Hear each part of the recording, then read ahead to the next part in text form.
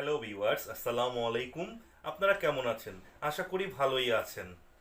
How to file income tax রিটার্নের আজকে দশম পর্বে আপনাকে স্বাগতম। আজকের পর্বে থাকছে ক্যাপিটাল গেইন ট্যাক্স আপনারা কিভাবে ক্যালকুলেশন করবেন।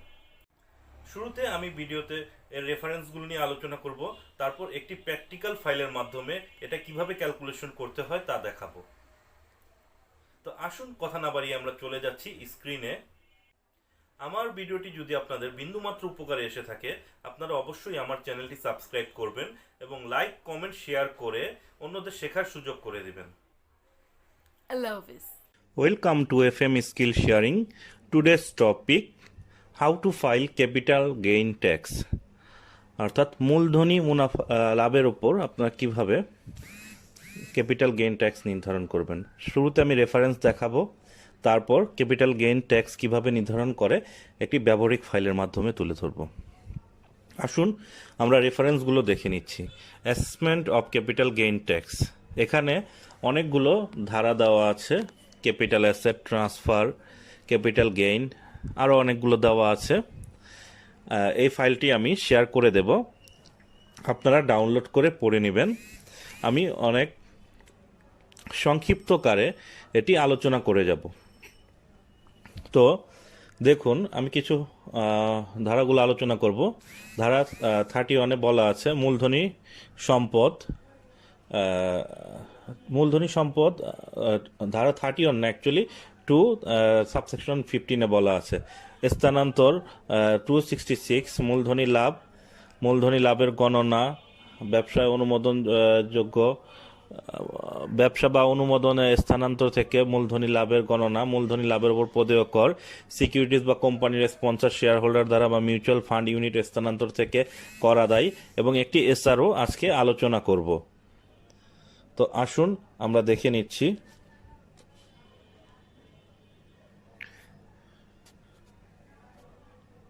শুরুতে আমি মূলধনী সম্পদ এর সংজ্ঞাটা তুলে ধরছি। মূলধনী সম্পত্তি যা তার ব্যবসা পেশার সাথে সম্পৃক্ত হতে পারে বা অসম্পৃক্ত হতে পারে। অবশ্য এ বিষয়ে নিম্নোক্ত বিষয়গুলো অন্তর্ভুক্ত নয়। যে কোনো মজুদ পণ্য সামগ্রী, স্টক ও শেয়ার ছাড়া করদাতা ব্যবসা ও পেশার উদ্দেশ্যের সাথে সম্পৃক্ত বা ভোগ্যপণ্য কাঁচামাল, ব্যক্তিগত ব্যবহার্য সামগ্রী তথা অস্থাবর সম্পত্তি, পরিধেয় পোশাক, আসবাবপত্র, অস্থাবর করযোগ্য পণ্য, যন্ত্রপাতি, যানবাহন ইত্যাদি অন্তর্ভুক্ত, যা করদাতা ব্যক্তি বিশেষ প্রয়োজনে ব্যবহার করে থাকে। আচ্ছা, এখন স্থানান্তরটা অর্থাৎ হস্তান্তরটা আমি আলোচনা করছি। মূলধনী সম্পদের ক্ষেত্রে হস্তান্তর প্রত্যয়ের মধ্যে বিক্রয়, বিনিময় ও সম্পদ কবলামুক্ত হওয়া ইত্যাদি অথবা কোনো সত্ত্ব বিলোপিত হওয়াকে বোঝায়। তবে নিম্নোক্ত বিষয়গুলো বহির্ভূত থাকবে। মূলধনী সম্পত্তি হস্তান্তর যদি দান মূল্যে, উইল মূল্যে বা অসিয়ত মূল্যে হয়ে থাকে, তো এটাকে মানে ট্রান্সফার বলা হচ্ছে। কোম্পানি অবসানকালে শেয়ার মালিকগণ উহার সহায় সম্পত্তি যে কোনো উপায় বিতরণ করে। আচ্ছা, এছাড়া রয়েছে ফার্ম ও অন্যান্য সংস্থা থেকে বিলুপ্ত অথবা যৌথ হিন্দু পরিবারের বিভক্তিকালে মূলধনী সম্পদের হস্তান্তর ঘটে। এই বিষয়গুলো এটার বহির্ভূত থাকবে। আচ্ছা, এখন আমি আলোচনা করব ক্যাপিটাল গেইন অর্থাৎ মূলধনী লাভ কি। মূলধনী সম্পত্তি হস্তান্তর থেকে উদ্ভূত যে কোনো মুনাফা এবং অর্জনের জন্য মূলধনী অর্জন খাতে করদাতার কর পরিশোধ্য হবে এবং ওই মুনাফা বা লাভ যে বছরে হস্তান্তর হবে সেই আয় বছরেই কর বিবেচিত হবে। এছাড়া ব্যবসা স্থাপনা হতে মূলধনী অর্জন, এটা আপনারা পড়ে নেবেন, এটা আমি আর আলোচনা করব না। এটা এবছর নতুন এসেছে অর্থ আইন 2020-তে। তো এটা আপনারা দেখে নেবেন। সেকশন 32 মানে কিভাবে আপনি ক্যাপিটাল গেইন ক্যালকুলেশন করবেন, এটা 32 এর সাবসেকশন 1 অর্থাৎ উপধারা 1-এ বলা আছে সম্পত্তি হস্তান্তর হতে প্রাপ্ত বা উদিত প্রতিদানের পূর্ণ মূল্য অথবা উহার ন্যায্য বাজার মূল্য দুয়ের মধ্যে যেটি বেশি তা হতে নিম্নোক্ত বিয়োজন সমূহ, অর্থাৎ মূলধনী সম্পত্তি প্রাপ্ত বাজার মূল্য অথবা ন্যায্য বাজার মূল্য, এটা থেকে নিম্নোক্ত বিষয়গুলো বাদ যাবে। মূলধনী সম্পত্তি হস্তান্তরজনিত কোনো প্রকার ব্যয়, মূলধনী সম্পত্তি উহার উন্নয়নের জন্য ব্যয়। আচ্ছা, এছাড়া সাবসেকশন 2-এ বলা আছে কস্ট অফ অ্যাকুইজিশন, অর্থাৎ মূলধনী সম্পত্তি অর্জনের ব্যয়। এটার মধ্যে কি কি হবে অন্তর্ভুক্ত, যে ক্ষেত্রে ইহা করদাতা কর্তৃক ক্রয়ের মাধ্যমে অর্জিত হয়েছিল সেক্ষেত্রে এটা প্রকৃত অর্জন ব্যয়। উহার দান মূল্য বা ওসিয়ত মূল্যের মাধ্যমে, আমি সংক্ষিপ্তভাবে আলোচনা করে যাচ্ছি, বাতিলযোগ্য মূল্য বা ট্রাস্ট মূল্যের মাধ্যমে, হস্তান্তরের মাধ্যমে, কোম্পানি অবসানকালে, এগুলো আমি পূর্বে আলোচনা করেছি ট্রান্সফার বিষয়ের মধ্যে।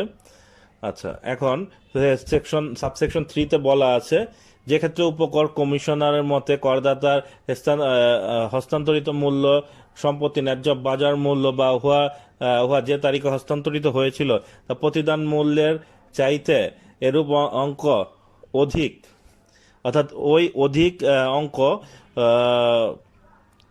করদাতা ঘোষিত মূল্য কমপক্ষে 15% মধ্যে, সেক্ষেত্রে মূলধনী সম্পত্তি ন্যায্য বাজার মূল্যে পূর্বানুমান করে নির্ধারণ করতে হবে।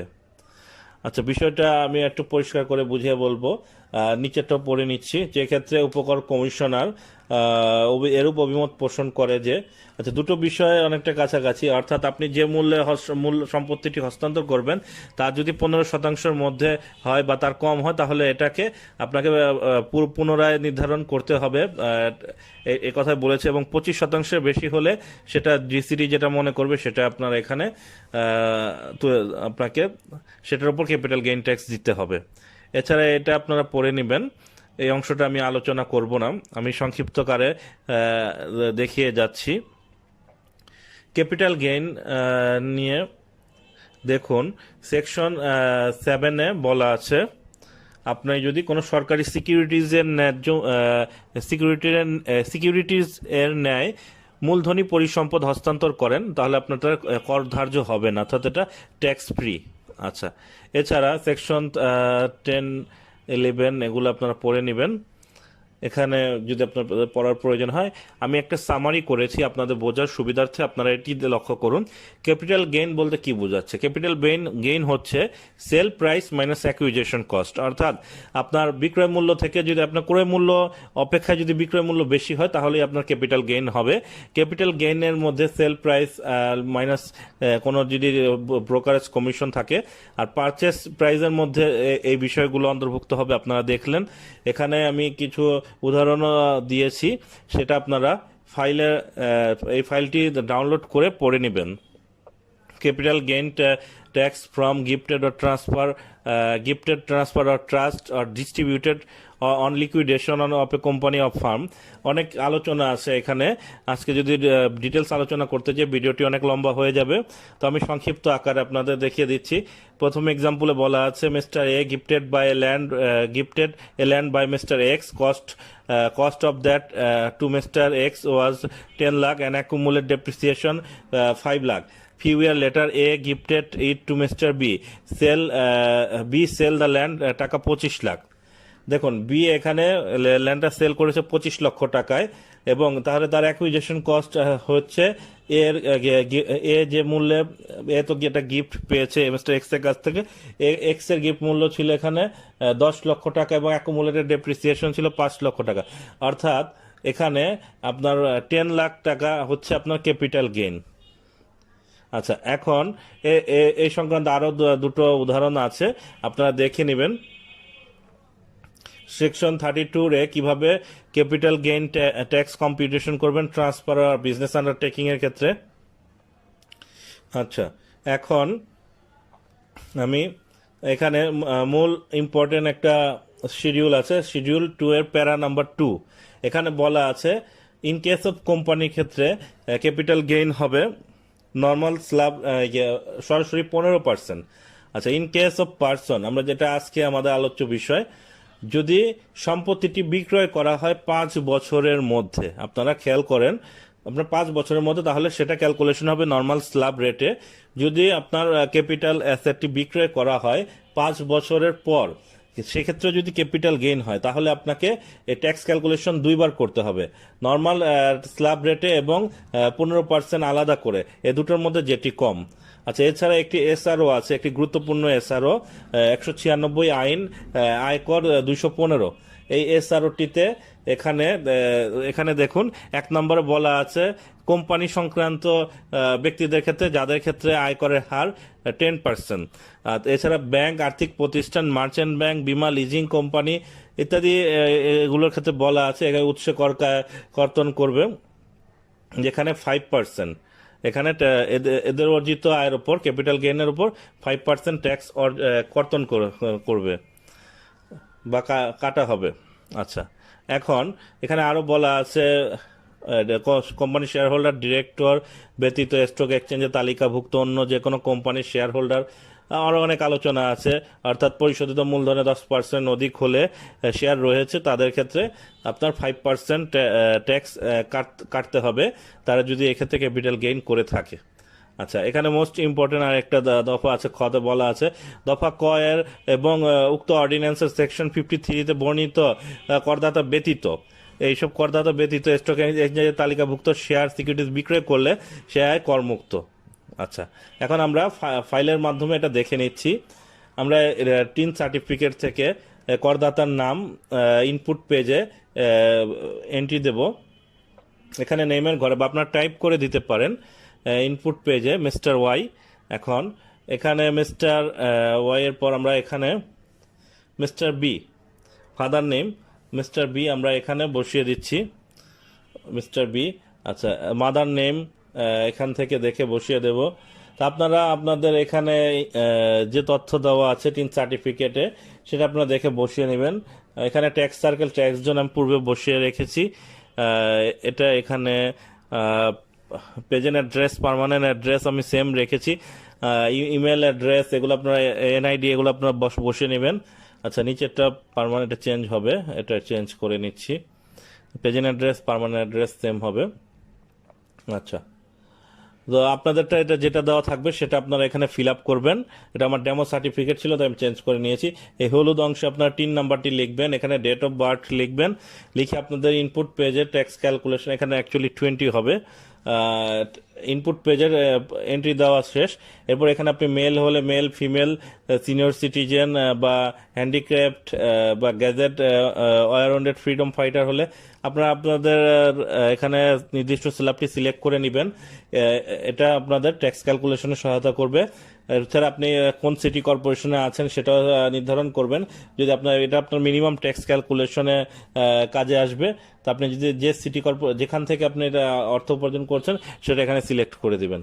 আচ্ছা, এখন আসুন দেখুন আমার এই কম্প্যাক্ট ফাইলটি পর্যায়ক্রমে একে একে এখানে দেখুন প্লাস পয়েন্ট দিয়ে আমি গ্রুপ করে রেখেছি। এখানে আপনার যে ফাইলটি, আপনার যে অংশটি দরকার আপনি সেটা ওপেন করে কাজ করে নেবেন।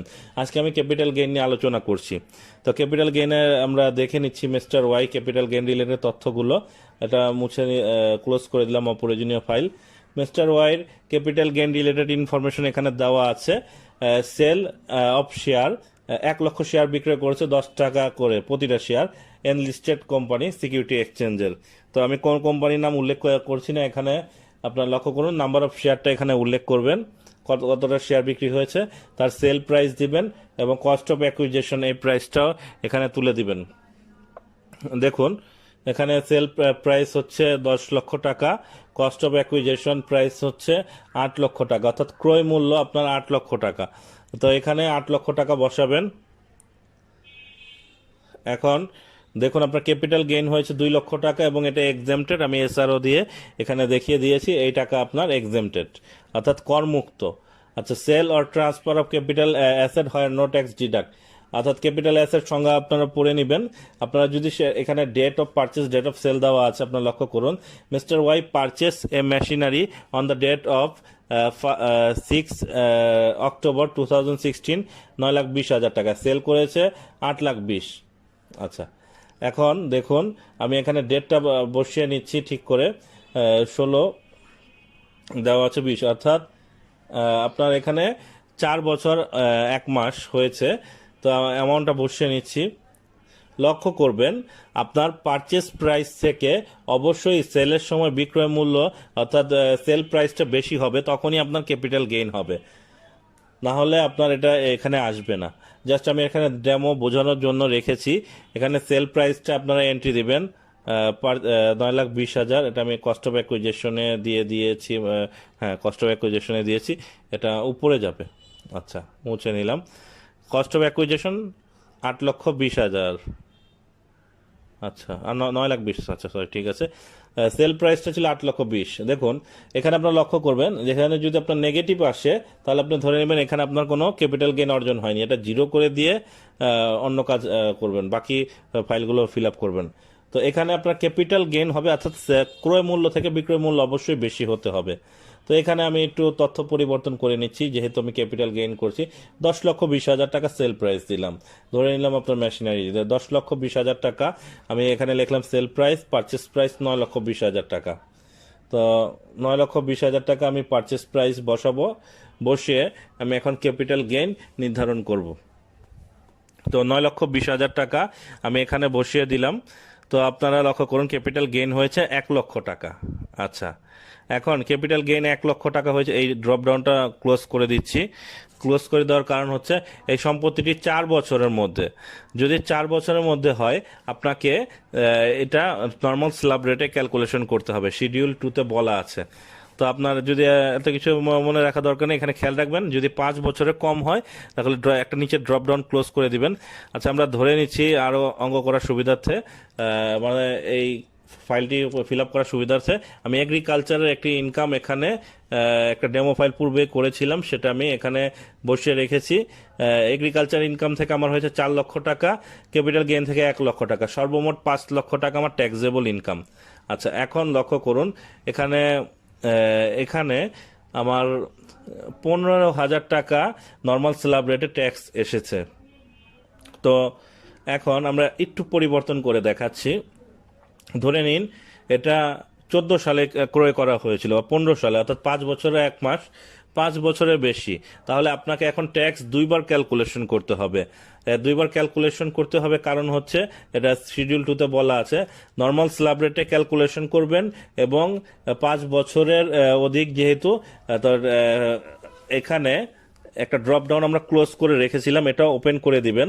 দেখুন সবুজ মার্ক করা আছে, একটাতে 4,00,000 টাকা, একটাতে 5,00,000 টাকা, অর্থাৎ আপনার ক্যাপিটাল গেইন বাদ দিয়ে যে মূল্যটা হবে সেই মূল্যটার ওপর নর্মাল স্ল্যাব রেটে কত ট্যাক্স আসবে এবং ক্যাপিটাল গেইনের ওপর সরাসরি 15% কত ট্যাক্স আসবে, এই দুটো যোগ করে টোটাল করে নর্মাল স্ল্যাব রেটে আপনার যে পরিমাণ ট্যাক্স এসেছে এবং 5 বছর পর এটার আলাদা ক্যালকুলেশনে যে পরিমাণ ট্যাক্স আসবে সেটার মধ্যে থেকে যেটা কম সেটা করদাতাকে পরিশোধ করতে হবে ক্যাপিটাল গেইন ট্যাক্সের উপর। তো লক্ষ্য করুন এখানে ট্যাক্স আমার এখানে উপরে লিঙ্ক দেওয়া ছিল, আমার এখানে টোটাল 20,000 টাকা ট্যাক্স এসেছে, রেগুলার ট্যাক্স 5,000, গেইন ট্যাক্স 15,000, 20,000। কিন্তু এসএসসি যেহেতু সর্বনিম্নটা পে করবে, তাহলে তার এখানে 15,000 টাকাই মিনিমাম ট্যাক্স লাইবিলিটি, মানে ট্যাক্স লাইবিলিটি এখানে চলে এসেছে। আসুন আমরা রিটার্ন ফর্মটি দেখে নেই। রিটার্ন ফর্মে দেখুন আমরা যে ইনপুট দিয়েছি সেই ইনপুট পেজে সব চলে এসেছে। এখানে এগ্রিকালচার ইনকাম ক্যাপিটাল গেইনের লিঙ্কটা আমি করে দিচ্ছি। ক্যাপিটাল গেইনের ইনকাম হয়েছে আমার 1,00,000 টাকা। তো আমি এই 1,00,000 টাকা এটা লিঙ্ক করে দিচ্ছি। আপনারা যখন এন্ট্রি দিবেন এই রিটার্ন পেজে অটো এটা ফিল আপ হয়ে যাবে। তো আমার টোটাল ইনকাম 5,00,000 টাকা, গ্রস লাইবিলিটি আসছে 15,000 টাকা। যেহেতু আমি ট্যাক্স রিবেটের কোনো কিছু এখানে এন্ট্রি দেই নাই, তাই এখানে জিরো এসেছে। আপনারা আপনাদের যেটা ইনভেস্টমেন্ট থাকবে আপনারা বসাবেন, এখানে tax rebate on eligible amount এটা চলে আসবে। এটা পূর্বেও দেখেছেন, অ্যাকচুয়াল ইনভেস্টমেন্ট ক্যালকুলেশন এই পেজে আপনার এন্ট্রি দিতে হয়। এছাড়া দেখুন এখানে আমি যদি দ্বিতীয় ট্যাক্স ক্যালকুলেশনের মধ্যে দেখি, আমার মিনিমাম ট্যাক্স 5,000 টাকা আর 15,000 টাকা ক্যাপিটাল গেইন, অর্থাৎ 20,000 টাকা। তাহলে আমাকে এখন পে করতে হবে 15,000 টাকা। আমার শিডিউল 2 এর ক্যালকুলেশনটা অটো ফিল আপ হয়েছে।